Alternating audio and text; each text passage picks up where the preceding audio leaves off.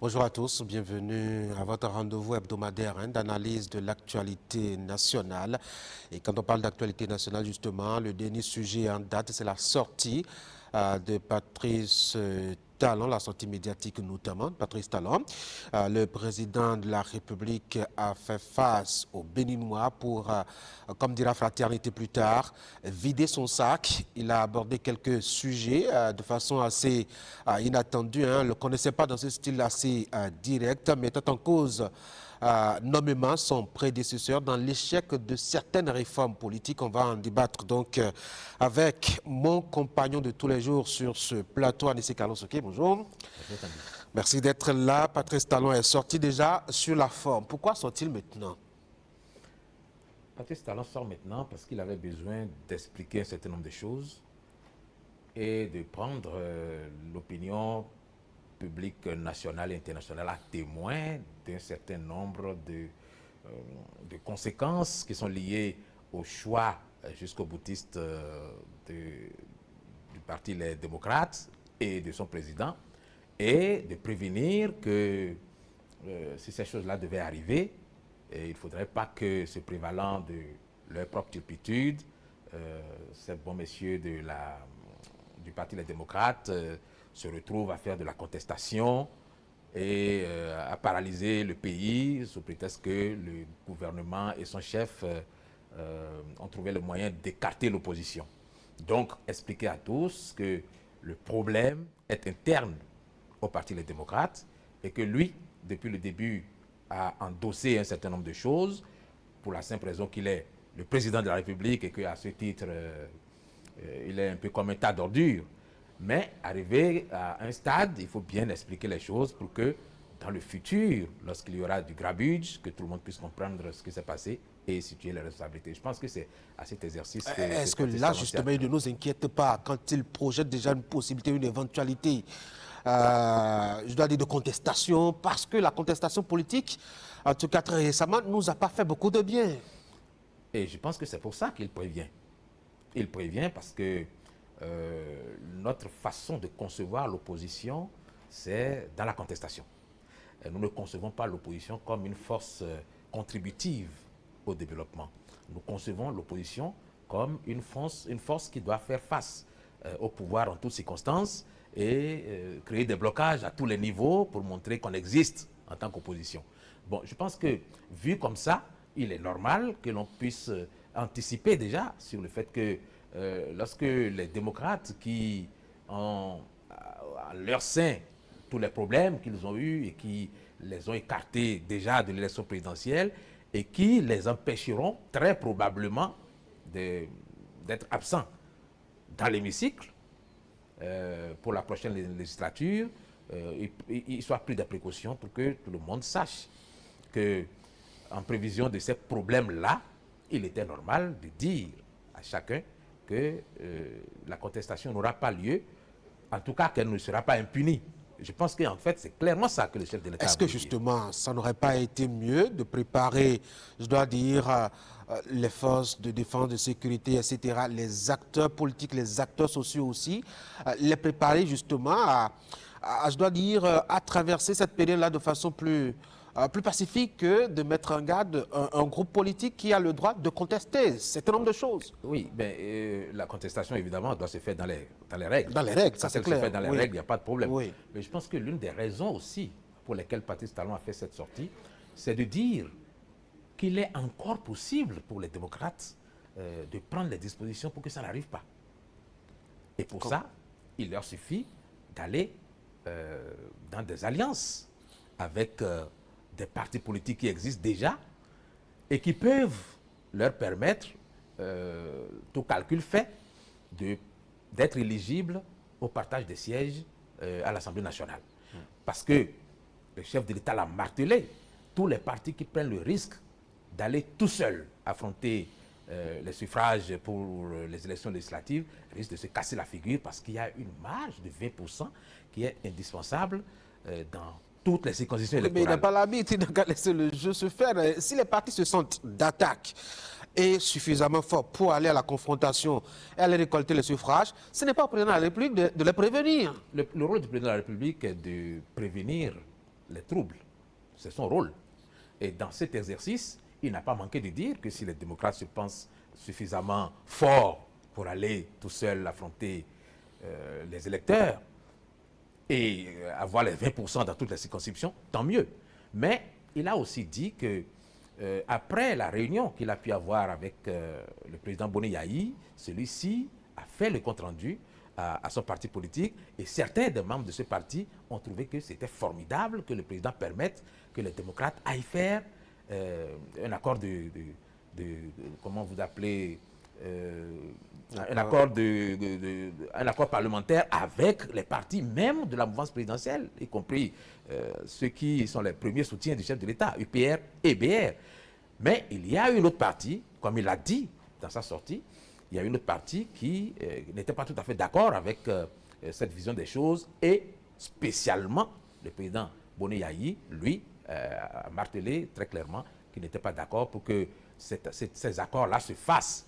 Et Boni Yayi de dire qu'ils iront aux élections dans l'état actuel des choses sans rien changer et on verra bien ce qui arrivera. Par rapport à quoi le chef de l'État a prévenu que rien ne se passera. Donc, je pense qu'il y avait un souci d'expliquer, de prévenir et de dire qu'il est encore temps d'éviter que les troubles aient lieu dans le cadre des élections législatives. Dans ce cas précisément, un discours aurait été plus indiqué qu'un entretien. Là, je suis toujours sur la forme de la sortie médiatique. Et je pense que la forme qui a été choisie est bien plus expressive qu'un discours qui aurait paru solennel et qui aurait donné le sentiment... Oui, justement, parce que le sujet est suffisamment grave. On parle de contestation et j'ai dit, cela dresse les cheveux sur la tête parce que ce que nous avions vécu récemment ne nous permet pas justement d'y aller le cœur tranquille. C'est difficile dans un discours formel de vider son sac, comme vous avez dit tout à l'heure. Et pour vider son sac, Patrice Talon avait besoin justement d'un cadre dans la forme qui a été choisie pour bien expliquer les raisons pour lesquelles, depuis 2020, son prédécesseur qui s'est dressé contre lui a été un obstacle à beaucoup de règlements qui étaient prévus, à beaucoup de réformes qui étaient prévues, et que, ce faisant, il y a eu une bipolarisation pratiquement de la vie politique nationale, un peu comme s'il n'y avait que Patrice Talon et Boni Yayi dans l'arène politique. Donc, les deux s'affrontent de façon, on va dire, par procuration. Et il a souhaité que ça s'arrête parce que, en fait, cette guerre n'a que trop duré et n'a rien apporté du tout au développement de notre pays. On va en parler tout à l'heure. On va toujours rester sur la forme. Ceux qui ont suivi avaient l'impression, ou tout au moins, en tout cas, quand on voit un peu le nombre de fois où le nom de Boni Yayi a été évoqué, se sont amusés à compter une 80aine de fois à la limite pour les 52 minutes de discussion. On a eu l'impression que le sujet, c'est Boni Yayi. Ce n'est pas une impression. Le sujet, c'est Boni Yayi. Et Patrice Talon est venu sur la place publique pour faire entendre à tous les Béninois que le problème, depuis toujours, c'est Boni Yayi. C'est ça qu'il a voulu faire entendre à tous les Béninois. Est-ce que ce n'est pas un peu maladroit, à la limite, que de vertement accuser comme ça son prédécesseur sur la place publique? Ah, ça, je ne sais pas. Par contre, c'est un exercice bénéfique pour lui. Parce que, quoi qu'on dise, aujourd'hui, il y a beaucoup de gens qui comprennent un certain nombre de choses qui, par le passé, n'étaient pas évidentes.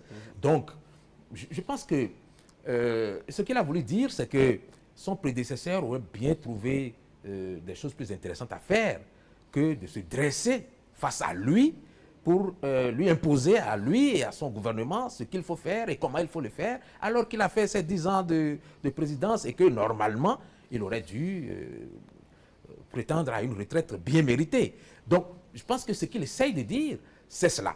Parce que, quelque part, il a aussi proposé qu'une fois qu'on aurait réglé un certain nombre de choses, il serait bon que tous les deux, ils aillent se reposer au village pour laisser les jeunes continuer l'œuvre de construction nationale. Alors, je disais que c'est maladroit parce que, d'ailleurs, je sais que vous aviez été témoin de l'histoire, un certain Nicéphore Soglo, quand il a pris le pouvoir, n'a pas été beaucoup tendre. Et parfois même devant des étrangers, beaucoup tendre vis-à-vis de son prédécesseur. Et il me semble que cela lui a coûté un peu, non? Pas qu'un peu. C'est cela qui lui a coûté son second mandat. Mais est-ce que Patrice Talon ne se met pas aussi de la même erreur quand il Bien vient, que Mathieu Kérékou soit resté extrêmement silencieux et extrêmement discret. Mais tout ce que Nicéphore Soglo disait à l'époque touchait les partisans de Mathieu Kérékou parce qu'il en avait beaucoup on encore. pourrait avoir le même effet actuellement. Absolument. Absolument. Et c'est pour ça qu'il est bon que, comme l'a proposé Patrice Talon, il y ait un mécanisme pour permettre à tous ces anciens qui traînent des querelles politiques depuis longtemps d'aller tous à la retraite pour permettre enfin que les citoyens qui sont dans la fleur de l'âge puissent se mettre au travail et construire le pays. Parce que je pense que la génération de Patrice Talon et de Boni Yayi a suffisamment donné à ce pays et a tracé des bases qui peuvent permettre aujourd'hui à une certaine jeunesse de prendre le relais. Et c'est pour ça que, vous voyez que lorsque, ne trouvant personne pour affronter Nicéphore Soglo en 1996, les gens sont retournés dans les filaos pour aller chercher Mathieu Kérékou, qui n'en voulait plus. Il faut que tu reviennes au pouvoir. Il faut que tu reviennes au pouvoir, parce qu'ils avaient besoin d'un leader comme ceux qui sont allés chercher Boni Yayi pour présider aux destinées du Parti Les Démocrates. Ils avaient besoin d'un leader parce qu'il n'y avait que ce leader-là pour affronter positivement le président en exercice. Je pense que d'affrontement en affrontement, c'est vrai, nous créons une situation qui donne l'impression qu'il y a une certaine vitalité dans la démocratie béninoise, mais cette vitalité ne profite absolument pas au développement de notre pays. Alors, on a vu aussi la responsabilité de Boni Yayi citée de bout en bout, depuis 2016 à la limite. Patrice Talon qui dit qu'il s'est acharné à s'opposer à ces différentes réformes qui avaient été engagées. C'est curieux que Patrice Talon soit surpris que Boni Yayi lui fasse de l'opposition, non parce que Boni Yayi au pouvoir, on a parlé de télécommande de Paris et on sait qui était la télécommande de Paris. Oui. Je conviens avec vous que Patrice Talon n'est pas étranger à tout ce qui était contestation et protestation sous le régime de Boni Yayi. Donc il ne devrait pas se surprendre d'avoir de la contestation manipulée de la part de Boni Yayi aussi. Non, mais il avait peut-être espéré que Boni Yayi se comporterait peut-être un peu comme Mathieu Kérékou et laisserait son successeur faire la rupture en paix. Mais Boni Yayi n'entendait pas de cette oreille et vous avez bien vu que lui, Boni Yayi, qui était le premier à prescrire des réformes au regard des dysfonctionnements qu'il y avait dans le pays, au regard des travers qu'il y avait dans notre démocratie, lui qui était le premier à prescrire les réformes, a été encore celui qui s'est dressé contre toutes ces réformes qui n'avaient même pas encore été expérimentées et pour qu'on dise qu'il y a problème ou pas. Donc déjà, il s'est opposé aux réformes et c'est dans cette opposition que les réformes ont généré tous les problèmes que nous avons connus. Moi, je pense que, je l'avais dit sur ce plateau, que le jour où Boni Yayi prenait les rênes du parti Les Démocrates, il avait exacerbé la passion dans le climat politique et que tout ce que nous aurons comme résultat, c'est qu'il y aura un affrontement direct entre lui et Patrice Talon. Parce que aujourd'hui, dans tout ce qui se passe au niveau du Parti Les Démocrates, on dit que c'est un problème à l'interne, et c'est vrai qu'il y a suffisamment de problèmes à l'interne, mais le pouvoir ne peut pas ne pas en profiter. C'est tout à fait normal, c'est dans l'ordre des choses que le pouvoir profite de ces dysfonctionnements au sein du Parti Les Démocrates pour achever complètement le parti. C'est de bonne guerre. Donc, moi, je pense que ce n'aurait pas été Boni Yayi, ça aurait été peut-être on était président du Parti Les Démocrates depuis longtemps, qu'on n'aurait peut-être pas toutes les tensions que nous avons eues. Donc c'est une question de personne alors? C'est tout à fait une question de personne. C'est de ça qu'il s'agit. Et c'est ça qu'il faut bien comprendre. C'est une question de personne. Et vous savez que si nous sommes allés aux élections en 2023 avec un parti d'opposition qui a pu avoir 28 députés à l'Assemblée nationale, ce n'est pas du fait de Boni Yayi. C'est parce que c'était Éric Mouleté a recherché un consensus dans le dialogue politique avec le pouvoir. Il dit, Monsieur le Président, vous voyez ce que vous pouvez faire. Nous savons tous que la Cour constitutionnelle, à cette occasion, a pris une décision qui n'était pas tout à fait dans la rigueur de la loi.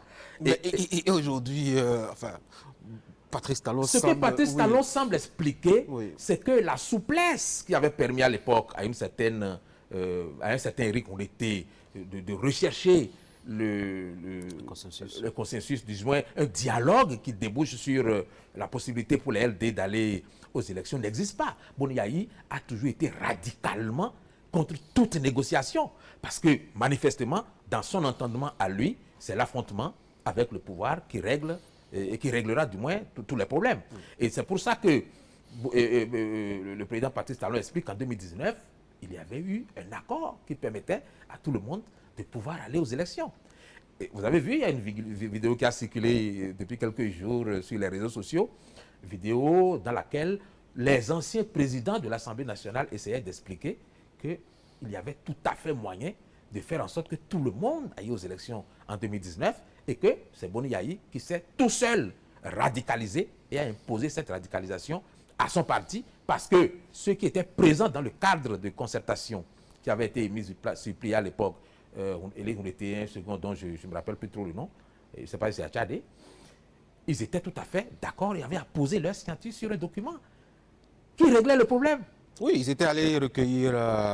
et puis après, quand ils sont allés vers le président pour aller recueillir son avis... Et comme ça traînait, Jean-Michel Abimbola est allé à la tribune du Parlement pour dire qu'il n'y a pas eu consensus. Et donc c'est comme ça qu'on est allé. Je crois que c'est la chronologie des événements dans le temps. Mais est-ce que ce n'est pas trop facile de trouver Boni Yayi comme, je dois dire... le problème fondamental de tout ce que la démocratie a connu depuis 2016 que Patrice Talon dirige le Bénin. On ne peut pas accuser Boni Yayi seul de tous les péchés d'Israël. Mais Boni Yayi n'avait pas sa place là. Tout le problème est là.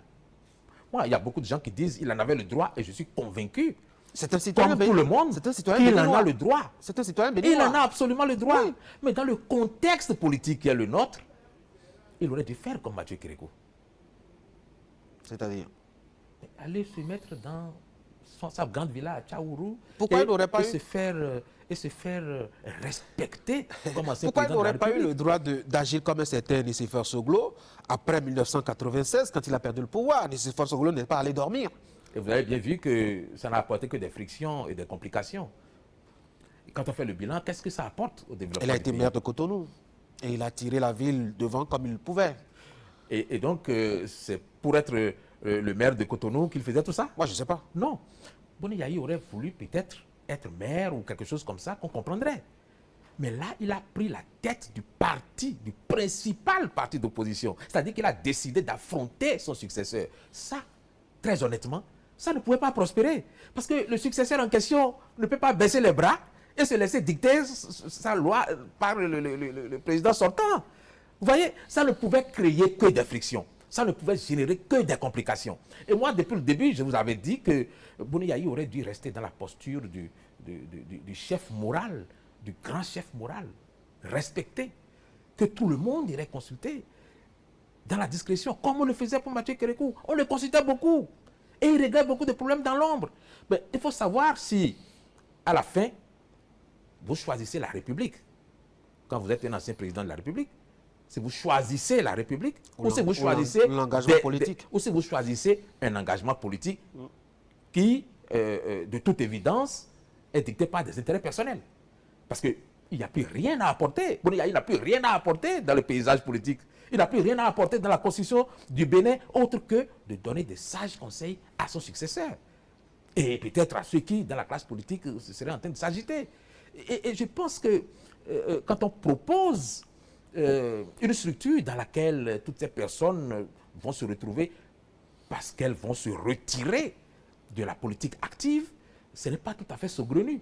Et je l'ai dit au cours d'une émission ici, que moi j'ai toujours souhaité que nos anciens présidents de la République soient dans un creuset qui leur permette d'être, on va dire, les grands conseillers des enfants que sont les autres citoyens de la République, parce qu'ils ont été aux affaires, parce qu'ils ont une certaine expérience, parce qu'ils ont vu des choses, parce qu'ils ont connu des choses que le commun des mortels ne connaît pas, et qui sont en mesure de donner de sages conseils. Mais quand ils sont dans l'activisme politique, forcément ça crée des frictions, parce que leur prédécesseur a un programme à développer et qu'il a été élu pour développer ce programme. Bon ou mal, c'est à la fin que les citoyens jugent si ce programme a été bien développé ou pas, si ça leur convient ou pas, et prendront les décisions qu'il faut par rapport aux prochaines échéances électorales. Mais vous ne pouvez pas empêcher votre successeur de développer le programme pour lequel il a été élu et qui ne vous paraît pas, et qui ne vous convient pas à vous. Donc, je pense que les conditions dans lesquelles Boni Yayi avait déjà pris le parti Les Démocrates, c'est-à-dire que tout le monde est témoin qu'on a arraché ce fauteuil à Éric Ndoye qui a même coulé des larmes au moment où il passait le témoin. Donc, il y a eu toujours ces deux clans. Parce que Éric Ndoye, ce n'est pas n'importe quel homme politique. Éric Ndoye, c'est l'expérience. Éric Ndoye, c'est la longévité dans la vie politique. Donc, Éric Ndoye, c'est pas... Il a été un présidentiable, en plus d'avoir été député. C'est pas n'importe qui. Donc, quand vous avez quelqu'un comme ça dans un parti, que en 2021, alors que tout le désignait comme le candidat naturel, vous avez trouvé le moyen de l'écarter.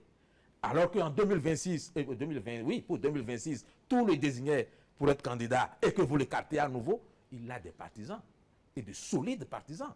Et ces partisans-là n'ont pas besoin de sa permission pour agir.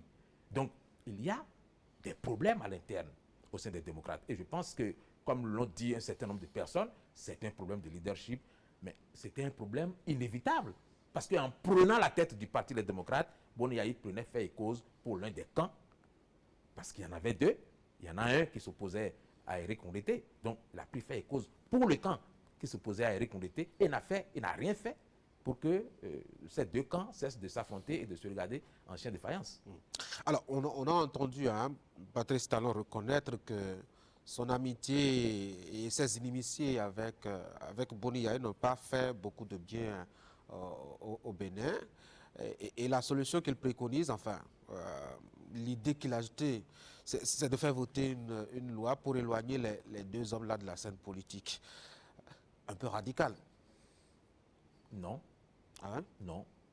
Excessif même, je trouve. Parce que, les deux conservent leur droit de citoyen et donc d'opinion politique, de liberté politique, et tant qu'ils sont encore sur terre et qu'ils respirent encore un coup, ils doivent normalement bénéficier, continuer à jouir de cette liberté. Même quand on a des droits, on est parfois amené à faire des sacrifices pour le pays. Et nul n'est indispensable. Vous pensez que si Boni Yayi décidait d'aller s'installer aux États-Unis, de ne plus s'occuper de quoi que ce soit au Bénin, le pays tomberait, le pays sombrerait, que plus rien n'irait. Tout comme Patrice Talon. Est-ce que vous pensez que si Patrice Talon s'exilait en Chine demain et ne mettait plus jamais pied au Bénin, quelque chose sombrerait? Quelque chose nous empêcherait d'évoluer? Non. Bon, à partir du moment où ils sont tous les deux, au regard de l'histoire qui les a réunis, au regard du parcours qui est le leur, à partir du moment où ils sont des antagonistes irréductibles, mais pourquoi ne prendraient-ils pas la décision tous les deux de se retirer pour permettre au pays d'être gouverné par des gens qui n'ont pas la pression de leur querelle politique, de leur querelle politicienne? Et c'est en ça que moi je trouve que l'idée de cette institution n'est pas mauvaise, puisqu'on ne peut pas leur demander de s'exiler. On ne peut pas leur demander de quitter le pays. Parce que ce sont des hommes d'expérience dont nous avons besoin. Avant de parler du Sénat, lui, il a proposé d'abord une loi. Une loi pour eux deux. Et d'ailleurs, même il a donné l'exemple de la Conférence nationale des forces vives de la nation qui a fixé, je dois dire, la limite d'âge à 70 ans pour être présidentiable, et ce qui viserait, selon lui, en tout cas, les anciens présidents qui étaient encore en vie, oui, comme Émile Delès Zissou et compagnie. Parce que, vous savez, tout le monde a tendance à penser que la démocratie a commencé au Bénin en 1990, ce qui est complètement faux. Au moment où il y avait le conseil présidentiel, que Mathieu Kérékou a renversé, nous étions en démocratie. Et il y avait des leaders qui étaient en conflit tout le temps. Et ce sont les querelles de ces leaders qui ont amené les militaires à dire qu'il faut que ça s'arrête. Parce que ça devenait irrespirable, ça devenait invivable. Nous en sommes encore à peu près à ce niveau-là déjà aujourd'hui, parce que nous avons deux leaders qui ont des troupes qui sont prêts, qui sont prêtes du moins, à en découdre.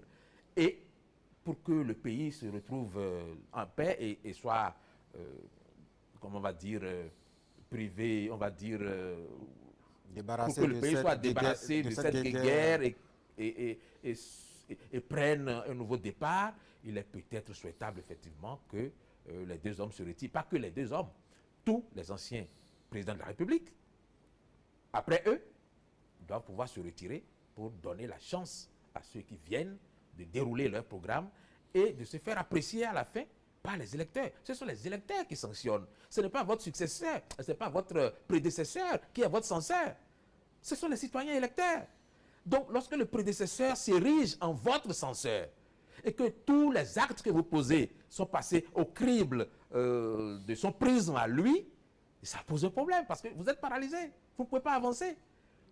D'autant que le programme que vous proposez est une rupture avec le sien. Donc vous comprenez que dans tous les cas de figure, on ne pouvait pas avoir un pays paisible.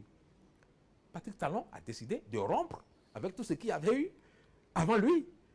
Et cette rupture ne pouvait pas plaire. Vous voyez? Donc moi, je considère qu'il a bien raison de penser que s'ils se retiraient tous les deux, ça serait pour le bonheur du peuple béninois. Et je pense qu'il n'y a pas que.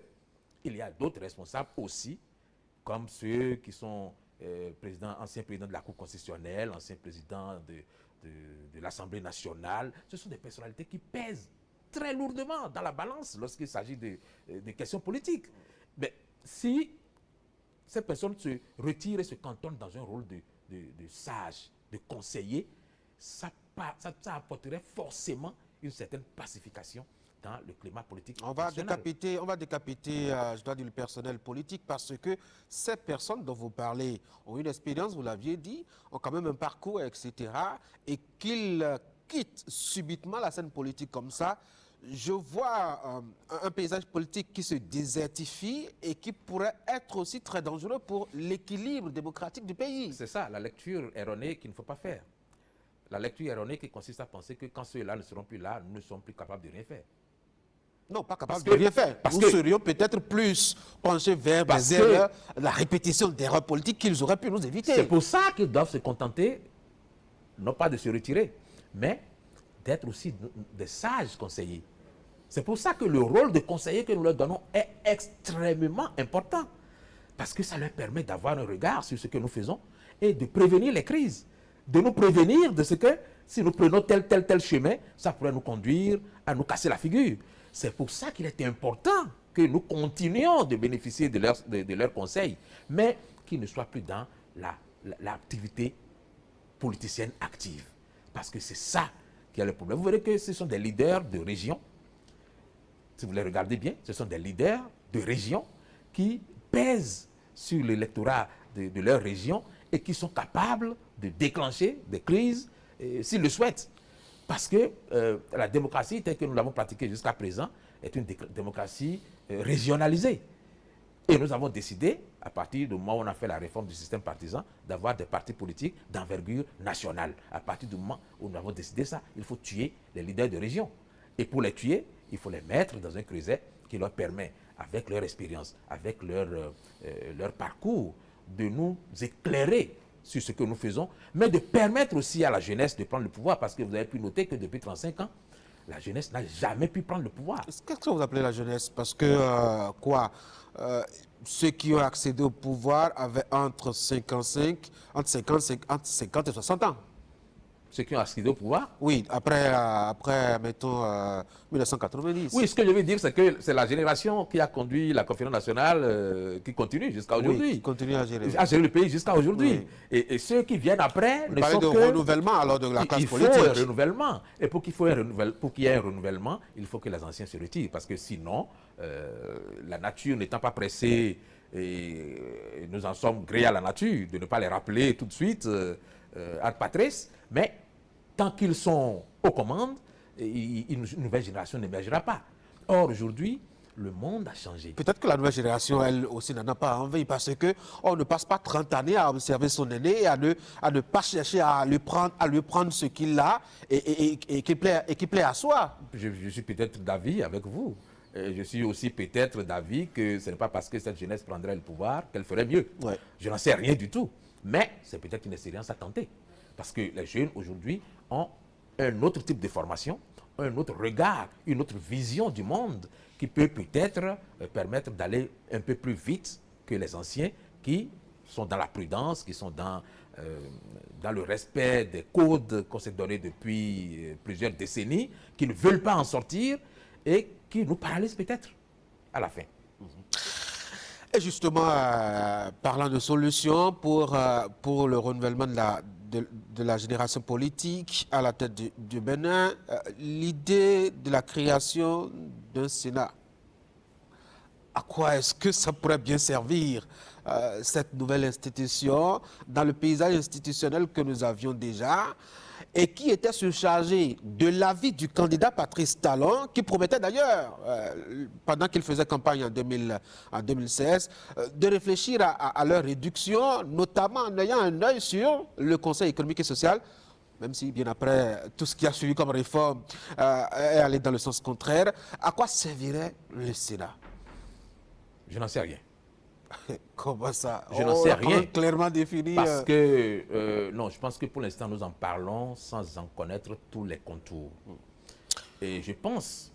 On a vu une proposition quand même qui a circulé, qu'on a déposée. Oui. On peut s'en inspirer. Et vous verrez bien que... Après que bon, et vous verrez bien s'il y a des changements, après on adapte nos analyses à ces changements. Et vous verrez bien qu'il y a beaucoup de voix autorisées qui ne s'expriment pas. Et que ceux qui s'expriment tout de suite le font plus par l'humeur et la logique politique que par une analyse logique, que par une analyse véritablement scientifique. Donc, je pense qu'il faut attendre que cette possibilité soit donnée aux députés de débattre. Parce que quand les députés doivent débattre, la possibilité est donnée également à tous les citoyens de faire parvenir des amendements aux députés. Donc, ça peut concerner tout le monde à ce moment-là. Comment on fait parvenir des amendements quand le test il est sous les aisselles? Quelqu'un, je ne sais pas même qui est-ce qu'il a déposé. Est-ce qu'on peut avoir une copie? On ne peut pas, eux-mêmes n'en débattent pas, ils n'en discutent pas, on n'évoque pas. On attend d'abord que les députés en parlent pour maintenant commencer à réfléchir, à leur faire des propositions. On leur enverrait des propositions par où? Par la fenêtre de l'hémicycle? Comment est-ce que ça se ferait? Je pense que ceux qui savent faire ces choses-là, connaissent les chemins par lesquels on fait parvenir des propositions. La révision de la Constitution ne peut pas être un truc ce que je dis, de cercle. Ce n'est pas un truc de cercle. Ce que je dis, c'est que toute idée qui a été formulée et qui a vocation à générer une situation concrète n'est pas toujours totalement farfelue. Une création de l'esprit n'est pas d'office farfelue quand on n'a pas pris le temps de l'analyser et de voir ce qu'on peut en tirer et ce qu'on peut en rejeter. Moi, je considère que à partir du moment où on décide de jeter le bébé avec l'eau du bain sans même chercher à savoir ce que c'est, parce qu'on ne veut pas d'une institution, on ne veut pas de ceci, on ne veut pas de cela. On veut d'abord en débattre. Très bien. Oui. À partir du Alors, moment où est le sujet en fait? Où est le contenu du sujet? On ne le propose pas. C'est pourquoi je vous dis qu'il y a des creusets dans lesquels il est possible de l'avoir. Moi, je ne pense pas, puisque de toute façon, il y a une proposition qui a été déposée. Oui. Et l'erreur serait de penser que Patrice Talon s'assied tout seul dans son salon et nous pond une loi qui sort directement non, de personne ne pense à ça. Personne ne pense à ça quand même. Ah si, parce que beaucoup de gens se disent pourquoi la volonté d'une seule personne s'impose à tout un peuple.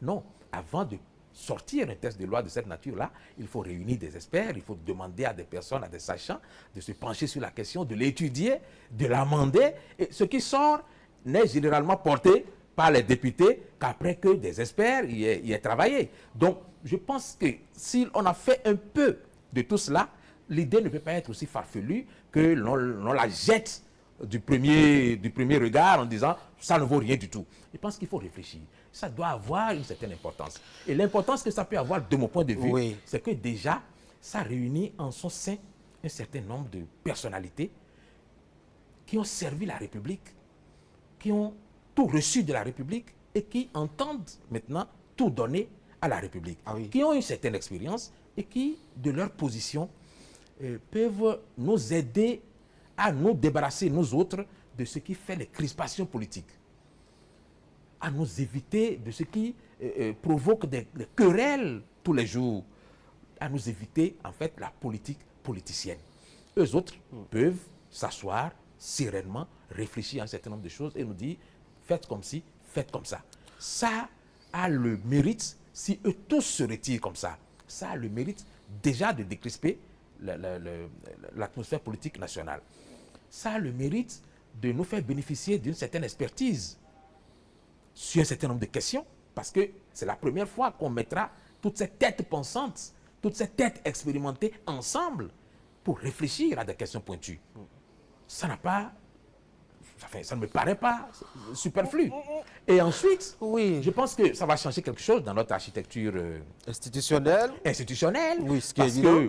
Parce que quand on prend l'histoire de notre pays, notre histoire sociologique, ce type de creuset a toujours existé dans toutes les sociétés, dans tous nos royaumes, dans toutes nos chefferies. Ah oui, il y a comment ça? toujours un creuset dans lequel les anciens se réunissent. Mais qui n'est pas formel, qui n'est pas institutionnalisé. Mais nous sommes en République. Oui, mais on Et n'a pas besoin aujourd'hui, justement, puisque vous parce avez que dit nous tout sommes à en l'heure. République. Oui. Et que il nous importe aujourd'hui de travailler à créer un environnement qui ressemble plus à notre sociologie qu'à ce que nous avons copié d'ailleurs. Et c'est très important. C'est pourquoi ceux qui font la comparaison avec l'Allemagne, les États-Unis, je suis d'accord. Mais Nous n'avons pas inventé la démocratie. Donc, c'est on pour peut ça pas- que nous devons Oui. faire en sorte de ne pas la copier trait pour trait, mot pour mot, point par point, par rapport à ce que les autres font. Et nous devons penser à ce que nous sommes. Et ce que nous sommes, c'est une société dans laquelle les anciens ont un rôle prépondérant. Donc, leur donner ce rôle dans la République ne nous fera pas de mal. Oui, mais moi, je veux savoir, enfin, je veux comprendre bien la pertinence d'institutionnaliser justement ce rôle-là. Vous l'aviez dit, Boni Yayi aurait pu aller faire dresser une petite tente quelque part à Tchaourou. Celui qui a besoin de son avis irait le voir à Tchaourou, le consulter. Patrice Talon, après le pouvoir, pourrait aller faire quelques... Vous voyez bien quelque qu'il n'y a- chose il n'y au aurait bord de la aucun, mer. vous voyez Oui. bien qu'il n'y aurait aucun moyen de les obliger à se réunir autour d'un sujet. Oui, justement, leur réunion nous a créé tant et tant de problèmes. Vous vous imaginez encore Patrice Talon et Boni Yayi dans un Sénat où ils se côtoient, où ils se voient, où ils doivent discuter, où ils doivent S'ils n'ont plus d'intérêt où direct. ils doivent trancher des débats épineux liés justement à la gouvernance du pays. Mais ils l'ont fait depuis 20 ans, on a vu ce que ça a donné. Ils l'ont fait dans un cadre qui les obligeait à se radicaliser. Mais s'ils ne sont plus dans ce cadre-là, ils n'auront plus de raison. L'institution appelle toujours les intérêts. Regardez un peu, je dois dire, l'itinéraire, le parcours de nos institutions depuis 1990. Elles ont toujours été objet de crise. À part peut-être, est-ce qu'il y en a même une qui a échappé à l'objet de crise? Il n'y en a pas. Nous ne pouvons pas, sur la base de ce que- Toutes les nous ne pouvons pas, institutions. sur la base de ce que nous avons été incapables par le passé de gérer nos crises à l'intérieur des institutions. Parce que le problème, ce sont les hommes. Hein. Oui, absolument. C'est C'est rien pourquoi d'autre que les hommes. il ne faut pas en rajouter en créant une autre Et institution. oui, mais cette institution qui est formée qui est composée de personnes qui ont une certaine expérience des choses, qui comprennent que leur rôle en tant qu'activistes est terminé et que désormais ils sont au service de la réflexion pour que la communauté se porte mieux, peuvent quelque part changer. Bon, mais il faut essayer avant de dire que ça n'a pas fonctionné. Nous n'aurions pas de raison de ne pas tenter ça. Oui, mais il faut bien réfléchir avant d'essayer, parce que et c'est la pour ça- République ne peut pas être un laboratoire à ciel ouvert où on expérimente les Et choses. il faut expérimenter les choses. Ah oui? Absolument, il faut expérimenter les choses. Parce que c'est en expérimentant les choses que nous finirons par trouver le juste milieu, par trouver ce qui correspond véritablement à notre sociologie et ce qui correspond aux citoyens. Parce que, vous savez, dans ce creuset-là, il y aura des gens qui de tout temps ont servi la République sans jamais vouloir la déstabiliser ou à nuire à la République. Prenez-les individuellement. Lorsqu'ils étaient aux affaires, c'est vrai qu'on leur a toujours fait des procès. Mais vous connaissez vraiment quelqu'un qui est président de la Cour constitutionnelle et qui se lève, par exemple, tous les matins et qui se dit qu'est-ce que je fais pour détruire ce pays? Non, pas pour. Qu'est-ce Enfin, que il ne je se pose fais- pas la question Qu'est-ce comme que ça. je fais Il se pour pose pas la question. anéantir Non. l'effort de mes concitoyens? Non, il ne se pose pas la question comme ça. Il agit en fonction de ses intérêts, le temps de mettre en péril la République. C'est Et- comme ça ils font. Et vous verrez bien que tout le temps que nous avons eu la Cour constitutionnelle, nous avons combattu les présidents de la Cour constitutionnelle quand ils étaient aux affaires. La Cour Mais constitutionnelle, après, c'est à titre illustratif. oui, c'est à tout illustratif. Oui, il ne faut pas faire. les c'est pas une présidents de la fixation. République aussi. Oui, c'est pas une fixation, je veux dire. Les présidents de la République Absolument. aussi. Les Nous les présidents du prenons- Parlement aussi. Nous les présentons toujours à un moment comme l'ennemi public numéro 1. Oui. Le président de la République. Oui. Ça arrive toujours à un moment où il devient l'ennemi public numéro 1. Oui. Et pourtant, je suis convaincu qu'aucun président ne se réveille en se disant qu'est-ce que je fais pour que mes concitoyens souffrent davantage. Qu'est-ce que je fais pour détruire ce pays? Qu'est-ce que je fais pour que ce pays se porte mal? Vous voyez? Donc, et c'est après, c'est toujours après que nous reconnaissons que c'est des gens qui avaient du mérite. Aujourd'hui, on brandit des décisions de la Cour constitutionnelle qu'on avait querellées sauvagement. On les brandit pour dire, voilà ce que la Cour avait dit à une certaine époque, et c'est de ça qu'il faut se prévaloir parce que c'était une bonne décision. Mais au moment où la décision avait été prise, le président de la Cour avait subi toutes les insultes. Vous voyez? Donc, c'est ça que nous avons aussi comme comportement en tant que citoyens. Et c'est pour ça qu'il faut reconnaître que toutes ces personnes qui ont servi la République l'ont fait quand même avec un certain patriotisme. Ce patriotisme, si nous le reconnaissons, nous devons savoir qu'en les mettant ensemble, ça va continuer de prévaloir. Mais si nous faisons l'expérience et que ça ne fonctionne pas, on aura toujours l'opportunité de revenir là-dessus. Mais c'est une bonne chose en soi que d'avoir un creuset dans lequel il y a toutes les personnes qui sont capables d'apporter quelque chose de significatif à la réflexion autour d'un problème de grande sensibilité. Et c'est en ça que le Sénat, même s'il comporte des personnes qui nous font peur, comme les responsables des forces de défense et de sécurité, qui sont aujourd'hui à la pointe. Parce que vous verrez bien qu'il faut bien regarder notre environnement. C'est pour ça qu'il est important de réfléchir à cette question-là. Regardez bien notre environnement. Partout où on a laissé la démocratie telle qu'elle s'exprimait, partout où on a copié la démocratie à 100% à l'occidental, en pensant que c'était la panacée, tout a été remis en cause. Regardez autour de nous. Regardez autour de nous. Les militaires finissent toujours par venir prendre le pouvoir pour dire ça ne va pas. Et c'est nous qui allons régler le problème parce qu'aujourd'hui, il ne faut pas oublier qu'il y a le terrorisme. Il ne faut pas oublier ça. Il ne faut pas oublier qu'il y a une guerre économique en cours dans le monde. Et que cette guerre économique appelle de la stratégie. Si vous laissez le seul gouvernement se mettre au travail et faire ce qu'il peut faire, ce n'est pas mauvais. Mais si derrière, il y a une structure constituée de personnes qui ont déjà l'expérience du gouvernement, déjà l'expérience de la lutte contre le terrorisme, qui ont l'expérience de la lutte contre la guerre économique, réfléchir pour nous guider, ça ne serait pas une mauvaise chose. Donc, en soi, moi je dis, l'idée ne peut pas être balayée tout de suite du revers de la main. Il faut quand même qu'on aille en étude et qu'on voit ce qu'on peut en extraire de bon et ce qu'on peut rejeter. Donc, c'est ça que moi je dis. Il y a quand même le Nigeria qui continue, en tout cas, même si ce n'est pas le modèle parfait de démocratie, essaye quand même, même avec des militaires, des anciens généraux, tenir la route de la démocratie, vaille que vaille. Et vous verrez que le président Obasanjo, qui est toujours dans la dynamique politique, n'a jamais, à aucun moment, décidé d'affronter un successeur. Oui, il n'a pas eu besoin de siéger aussi au Sénat, dans un Sénat pour continuer à aider justement, le gouvernement de son pays. C'est pour vous dire que chaque pays a ses réalités et que par rapport aux réalités de chaque pays, il faut trouver surtout que lui, il avait quand même plusieurs titres. Il avait la possibilité de prendre la tête d'un parti politique pour affronter un successeur. Il avait la possibilité de le faire. Tout comme il avait aussi il avait aussi la possibilité de proposer d'être membre d'un Sénat, à plusieurs titres d'ailleurs, parce que moi, je pense que la question... Les élans sécessionnistes du Biafra étaient quand même à son époque. Il a été au front, il a connu tout ça, il a été militaire, il a fait un coup d'État, il a été président plusieurs fois, etc. Donc ce parcours, c'est quand même, je dois dire, assez éloquent, assez intéressant. Et quand on voit un peu la situation sécuritaire au niveau du Nigeria, je crois que tous ces éléments réunis pouvaient inspirer Obasanjo pour qu'il pense à la création d'un Sénat où ils vont réfléchir. Pourtant, il n'y pense pas. Enfin, je ne suis pas dans sa tête, je ne suis pas dans son esprit. Je n'ai pas suivi l'actualité le proposer non plus. Oui, ce que je comprends à travers ce que vous dites, c'est que c'est la personne qui propose le Sénat qui est problème.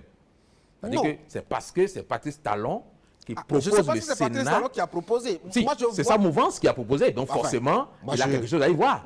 Moi, je ne sais pas. J'ai l'impression que vous voyez derrière le moyen pour Patrice Talon d'aller se réfugier quelque part dans une institution pour continuer de peser sur la vie politique. Moi, je vois une institution qui veut naître et je me demande en quoi est-ce que c'est pertinent dans, je dois dire, le paysage institutionnel béninois, quand j'ai vu le parcours de nos institutions et les problèmes qu'elles nous ont souvent apportés. C'est une question que nous nous posons tous, c'est pourquoi je suggère personnellement qu'il y ait une véritable étude autour de cette question, un vrai débat autour de cette question, que tout le monde ait la possibilité d'apporter son grain de sel à ce débat et que nous amendions, si possible, que nous reformulions si possible, Absolument. que nous changions même. Peut-être que c'est parce qu'on appelle ça Sénat que ça pose problème.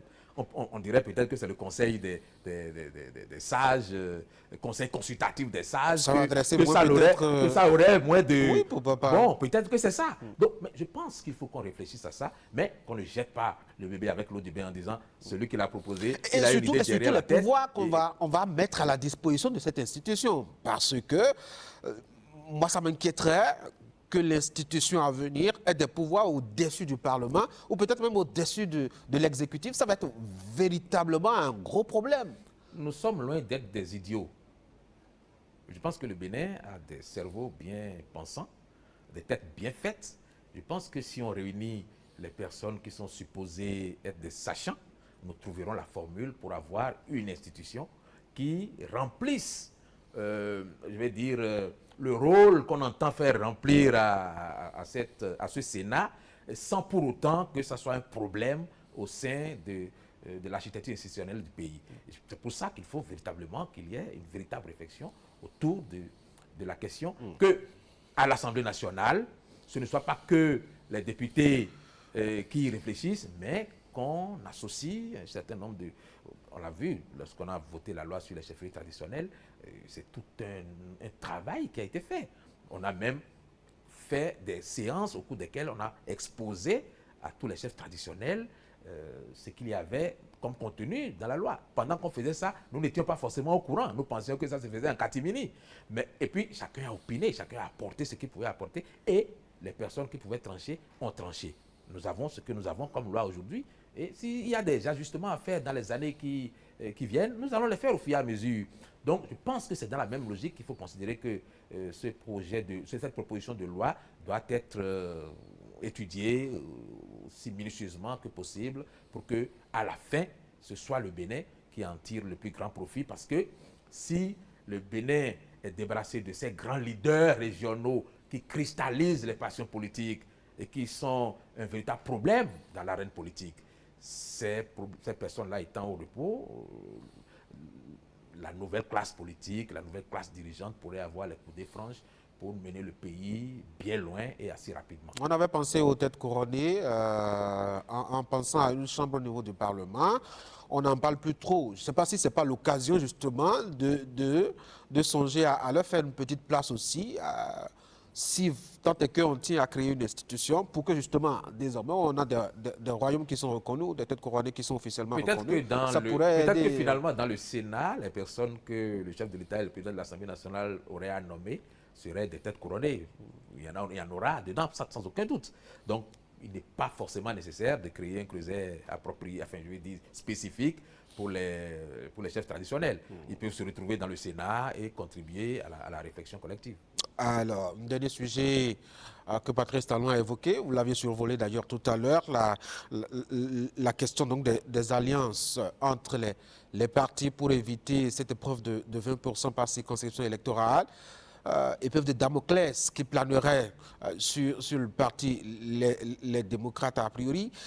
Fondamentalement, je veux bien voir le schéma, c'est-à-dire les démocrates sont en train de signer un papier avec le BR ou bien avec UPR ou bien avec Mouel Béné ou bien avec RN, enfin je ne sais plus trop quel parti existe encore dans la mouvance.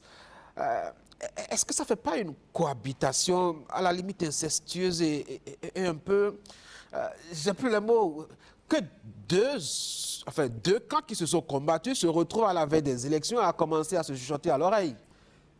Vous voyez, c'est peut-être l'idée que nous nous faisons de ce que c'est que l'opposition qui nous amène à penser qu'il y a une incompatibilité notoire. C'est d'abord une idéologie, non? Quelle est l'idéologie de... Ah non, ils ont dit qu'ils sont démocrates, l'UPA dit qu'ils sont progressistes, Arrêtez. Les autres ont dit Il n'y qu'ils a sont aucune capitalistes, différence idéologique. libéralistes. Voilà. Il n'y a aucune différence idéologique Ah bon? au sein de nos partis politiques. Ah bon? Et aucune. Et vous ne verrez pas cette idéologie dont vous parlez transparaître de façon significative dans les projets de société. Donc, je pense qu'il y a... Qu'est-ce qui oppose réellement les gens? En fait, pourquoi parle-t-on d'opposition? Parce que quelqu'un a développé que dans les pays occidentaux, on ne parle pas d'opposition. On parle de droite, de gauche, parce que ce sont les idées qui s'affrontent. Ce ne sont pas les hommes. Et nous, la conception que nous avons de l'opposition, c'est l'affrontement entre les hommes. Vous savez que en République française, il arrive qu'après les élections législatives, deux camps radicalement opposés se retrouvent à former le même gouvernement, à travailler ensemble. Oui. Le président qui est d'un bord donné, le premier ministre qui est d'un autre bord, et les membres du gouvernement. Mais Jacques Chirac vous dira toute la misère qu'il a vécue quand la cohabitation est venue. Oui, et il n'est pas le seul. Mais attendez, on ne va pas dire que la cohabitation a été plus nocive à la France que les gouvernements que nous avons aujourd'hui. Donc, ce sont les hommes, en réalité, qui causent le problème. Donc, nous pensons, je suis de ceux qui pensent, que l'opposition ne ferme pas la porte au dialogue, ne ferme pas la porte à une collaboration lorsque ça s'impose. Et dans le cadre d'une élection, il ne s'agit pas de se substituer complètement au parti de la mouvance.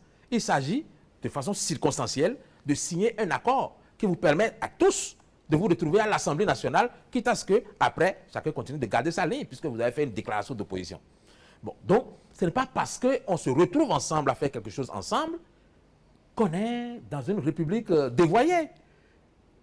L'idée que progressivement nous en arrivions à gommer cette pensée radicale de l'opposition qui nous divise, qui fait en sorte que les uns tirent vers la droite et les autres vers la gauche, et que finalement les forces se neutralisent, et que finalement le pays n'avance pas, que cette idée-là puisse progressivement évoluer vers un ensemble homogène dans lequel on s'entend tous pour vouloir la même chose, mais peut-être en y allant de façon différente. Mais si nous voulons la même chose, à savoir aller au Parlement pour aller défendre les intérêts des citoyens et de la République, en quoi ça pose un problème d'avoir un jeu d'alliance avec des personnes qui demain peuvent se retrouver dans l'opposition et nous rejoindre? Parce qu'il n'y a aucune guerre idéologique, il n'y a aucune limite, il n'y a aucune frontière entre ceux qui sont à la mouvance présidentielle aujourd'hui et ceux qui sont dans l'opposition. Il y a des députés qui ont démissionné de l'opposition et qui sont en train d'être accueillis dans la mouvance présidentielle. Vous pensez que dans leur tête, il y a quelque chose qui a changé par rapport à la ligne? Est-ce que ce n'est pas une renonciation carrément C'est la même chose. De l'esprit de la réforme du système partisan? C'est la même chose. Des gens qui ont désobéi à leur parti politique, et qui ont contesté des choix de leur parti politique et qui veulent migrer vers d'autres partis politiques et qui n'ont pas déposé le tablier de députés tel que prescrit la loi et qui veulent migrer, on veut les accueillir là-bas et on pense que c'est de la fraternité démocratique. Moi, je ne sais pas ce que c'est au juste. Ah, d'accord. Mais j'observe qu'on les accueille là-bas parce que ce ne sont pas des adversaires irréductibles. Moi, voilà l'aspect que je tenais à souligner. Oui. Les hommes politiques ne sont pas des adversaires irréductibles. Ce qui les oppose aujourd'hui ne les oppose qu'aujourd'hui. Ça ne les oppose pas pour demain. Donc, à partir de ce moment, il n'y a rien qui les empêche de s'entendre aujourd'hui pour régler un problème qu'ils ont en commun, quitte à ce que demain, chacun reprenne son identité. Quelle sera la perception ou quelle sera l'image projetée au sein de l'opinion qui a suivi, je dois dire, ces grandes tendances en fonction justement des idées qu'elles avaient émises, etc., au sein de l'opinion? Parce que quelles étaient les idées émises? On a vu le style de gouvernance de Patrice Talon qui était investir de gros moyens dans la construction du pays que certains ont soutenu. Et en face, il y avait quoi? D'autres ont dit qu'il fallait miser sur les hommes. Il fallait penser peut-être à mieux construire les hommes d'abord parce qu'il n'y a que les hommes qui marchent sur les infrastructures qu'on veut construire. Mais comment construire les hommes? Ils ont dit comment construire les hommes? Vous ne faites pas semblant de n'avoir rien entendu. Non, je n'ai rien entendu. Ah oui, de ce débat-là. Je n'ai rien entendu du tout. Au sein de la société béninoise. Moi, je n'ai rien entendu du tout. Carrément. Parce que quand vous dites qu'il faut construire les hommes et que vous en arrêtez là, vous n'apportez aucune alternative. Il faut dire comment on construit les hommes. Et à ce moment-là, ça peut me séduire. Je peux me dire, ah oui, ils ont raison. Vous ne dites pas ce que vous avez à faire. Vous dites juste, nous ne sommes pas d'accord avec ce qui se fait. Oui.